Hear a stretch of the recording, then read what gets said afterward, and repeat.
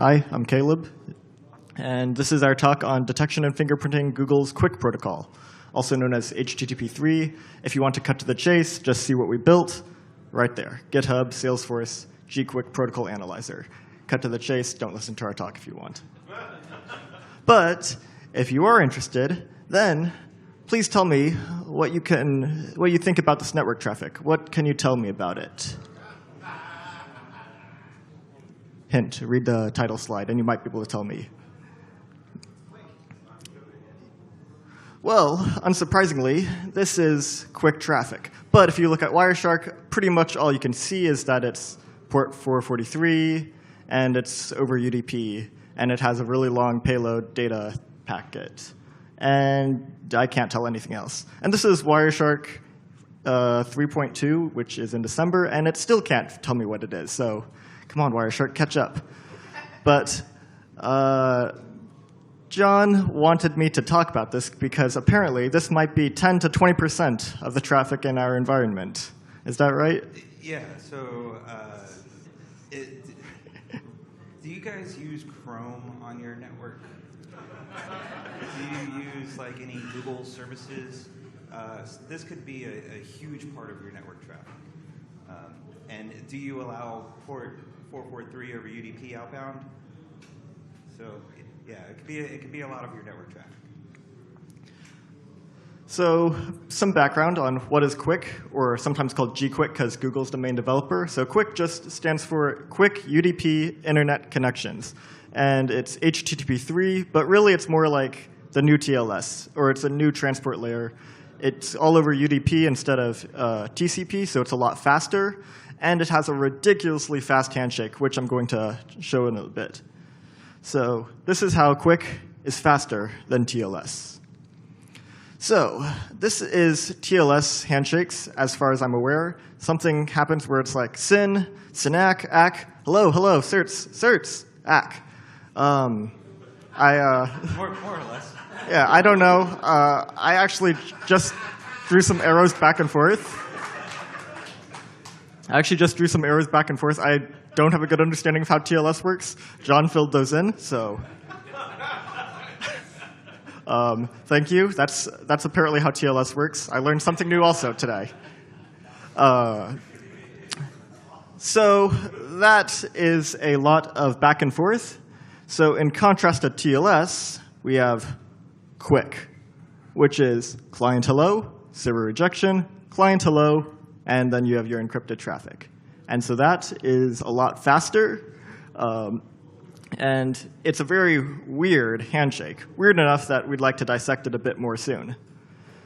But let's get to the problem. So enough background for now. The problem is, because QUIC is so new, network security hasn't caught up to it. As you can see in Wireshark, the latest version of Wireshark couldn't detect the latest version of QUIC. It just said, this is UDP traffic. I don't know anything else about it. Pretty much, unless you're going to block it out of your firewall, and most firewalls have not been configured to block QUIC or inspect it, then, well, you've got a bit of a problem. Would you like to talk about this? No. No?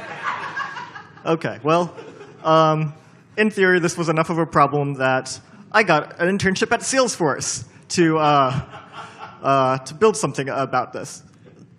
I'm very glad it happened for my own benefit. This is Caleb's first time speaking at a conference, by the way.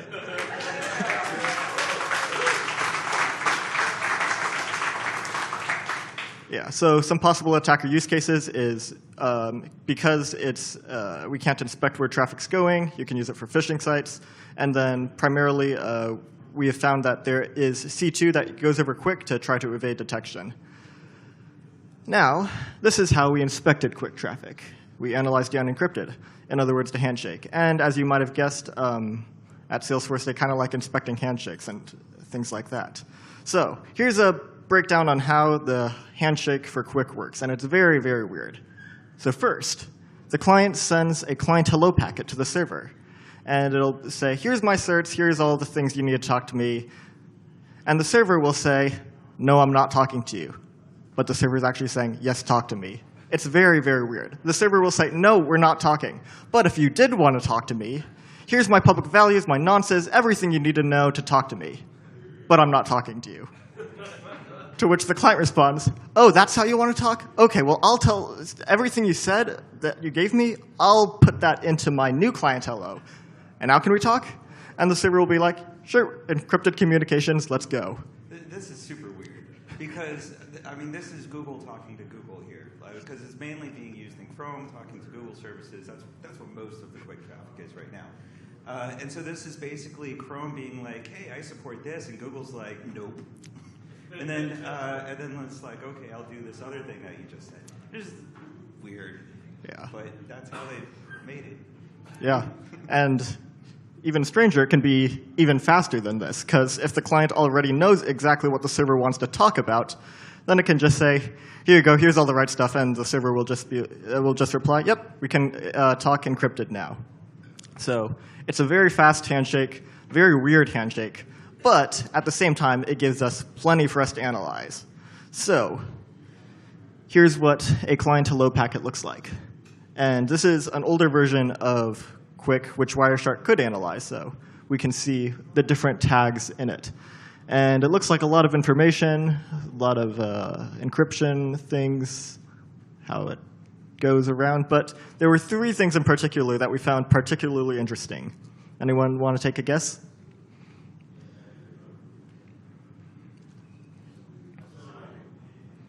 Yeah. So the 3 things we found that were particularly interesting were the SNI, the server name. So we can see it's going to Google Co. in, the version number, and then the user agent ID. And this was particularly surprising because it gives a lot of information sometimes. Yeah, I'm really happy that they're including the server name in here, just like normal TLS, so that we don't really have to rely too much on like DNS logs. We can just look at this and know exactly where it's going. So being at Salesforce and Mr. Althouse being there, we obviously had only one possible network detection framework to use. Well, Zeek, obviously. We have, yeah. We can talk about that later over drinks. Yeah, Zeek, bro. It's really great. It lets us build our own protocol analyzers. And yeah, that's what we did. We built our own protocol analyzer using their really weird language called binpack.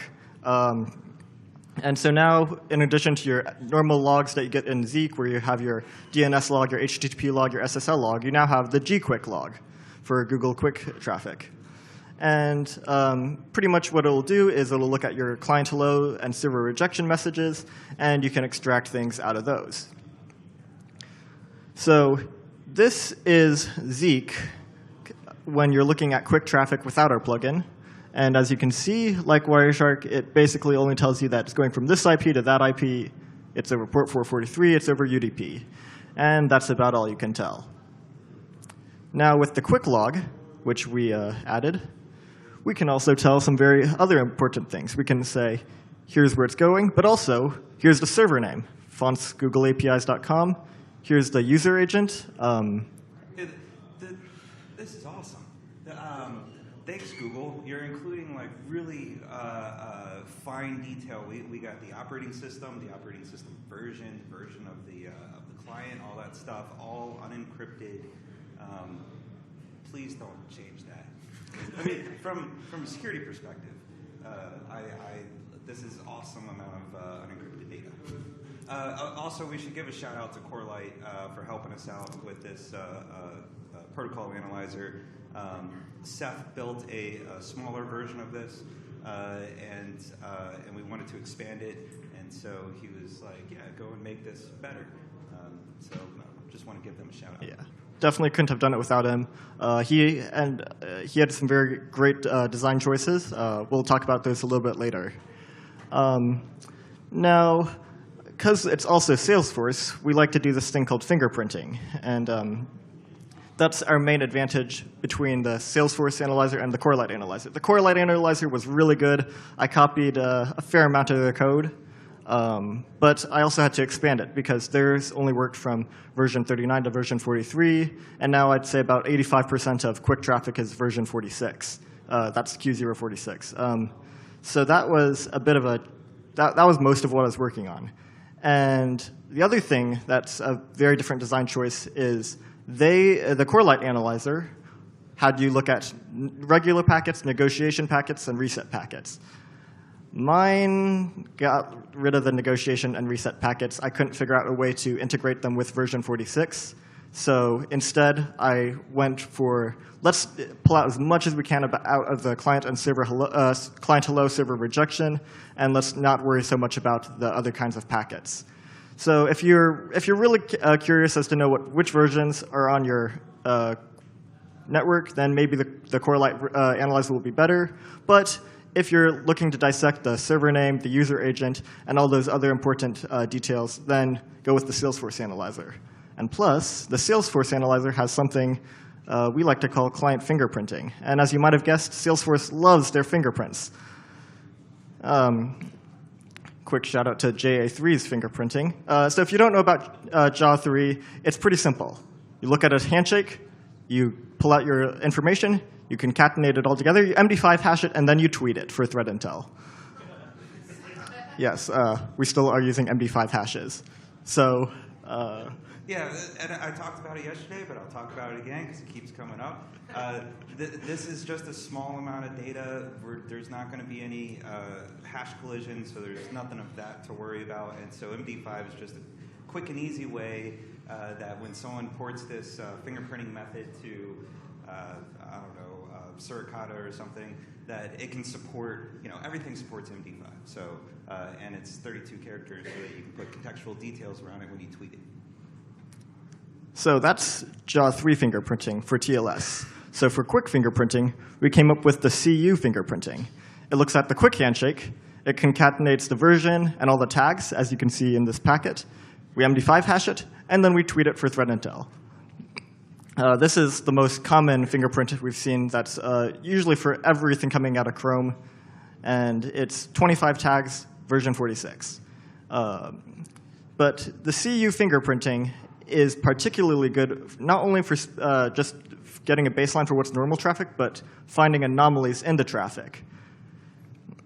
You see, one of the things that's great about CU fingerprinting, and yes, I put in, we have apparently, I didn't know this till yesterday, but Salesforce put the Eye of Sauron on the top of their tower, and I thought it'd be perfect, because one of Sauron's famous lines is, "You cannot hide, I see you." So we are detecting, we are seeing the otherwise invisible QUIC traffic.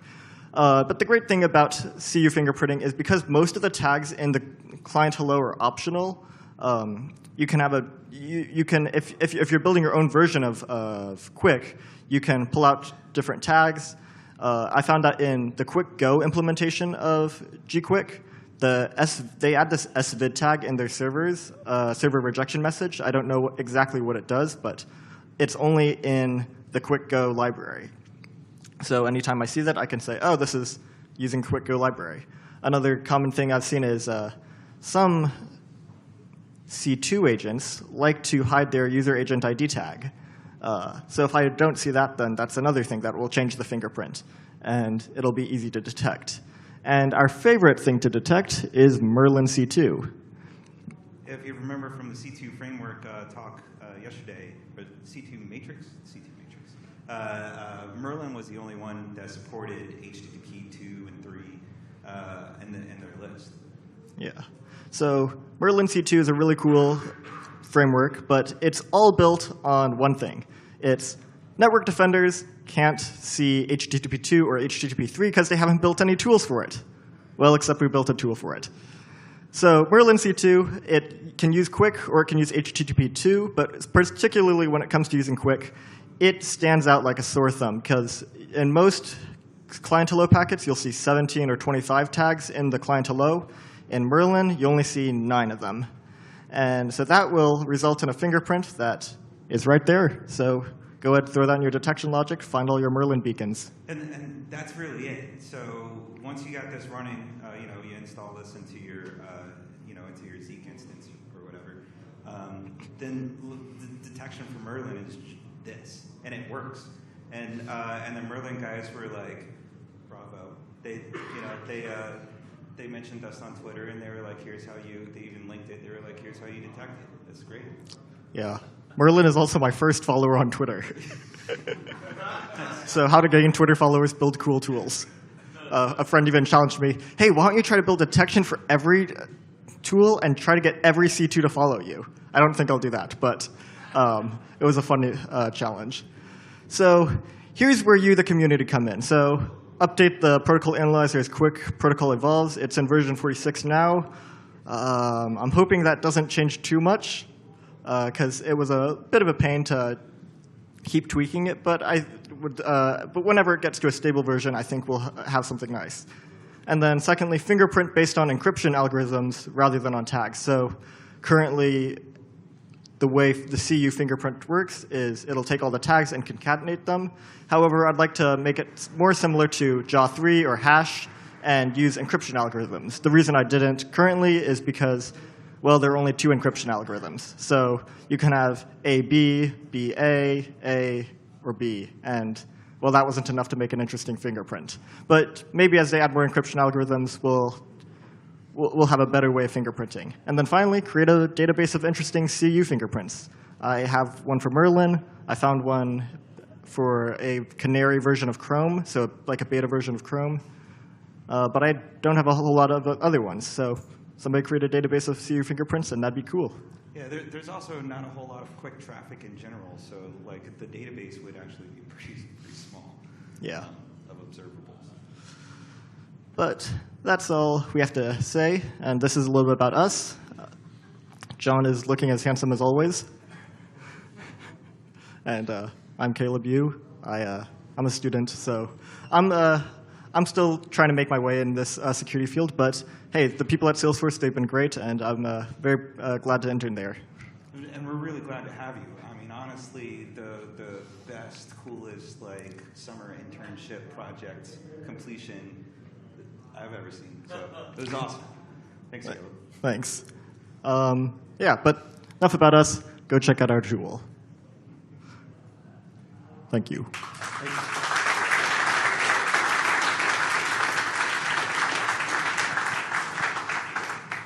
Any questions?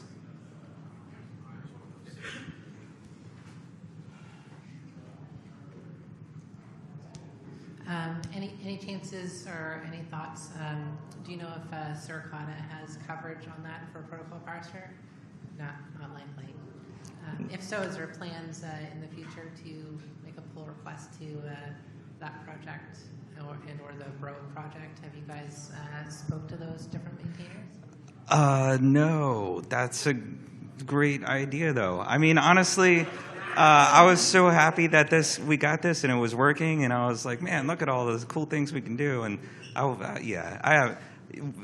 we need to share this with the Suricata guys and be like, here's how we broke it out and how we got the cool fields that are very helpful, and here's how the CU fingerprint works, and see if they can put it in.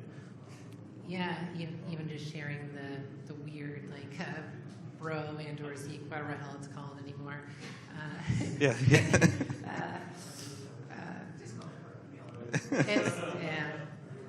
What happened to Bro?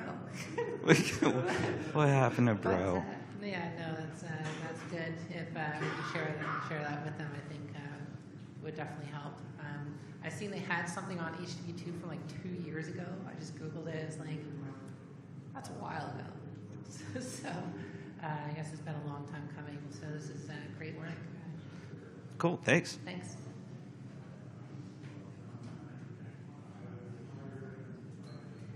The Chromium RFC process might give you some insight as to where they are evolving the HTTP 3 and QUIC specs.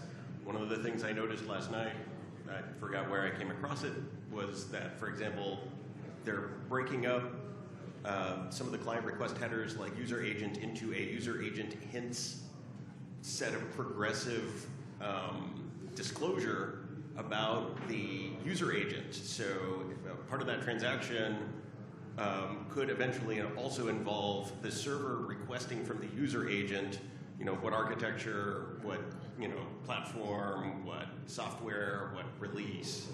But if you want to see how the protocol might grow, watching the Chromium RFC process might be illuminating. Yeah, that's really interesting. Is it all still in clear text though? Yes. Well, I mean, it's encapsulated. The RFC for the user agent hints covered 1.1 and 2, but I'm assuming if they're going to do it for 1.1 and 2, and this is like an official header deprecation, they will still send a user agent string, but it's going to be fixed.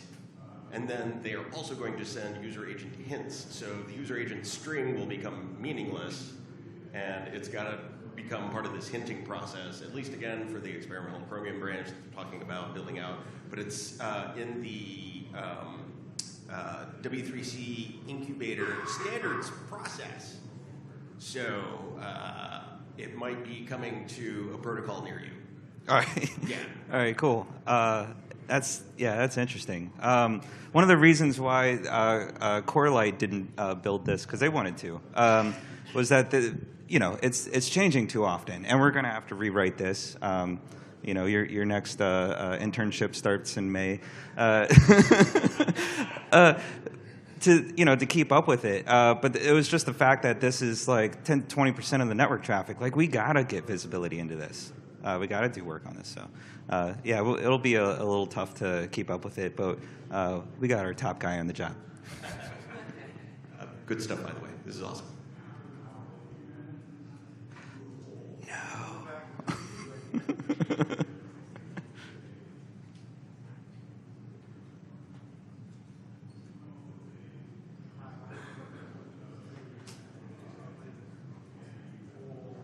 Hi. Hey. There it is.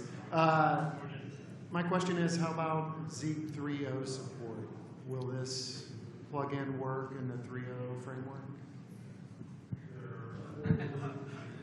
So I've not tested it out on Zeek 3.0 yet, but it is a plugin which is a little different than, or it's a plugin which is a little different than throwing on a script, because a plugin you actually have to compile and add to, you have to add it as a binary. So I would assume that as long as you compile it on a 3.0 system, it'll work just fine. It isn't a nice script like JAW3, so in my opinion, it's a little bit more work, but I believe it should, because you have to compile it every time, it should probably work in 3.0. Yeah, there's no way to do like a ZKG install or any of that, right? Yeah, you got to go here and add it. But I think Corelight said that they were adding it to the main repo. I don't remember. I don't know. Sorry. We'll see. So when is the Moloch plugin going to be available? Pretty soon, I guess?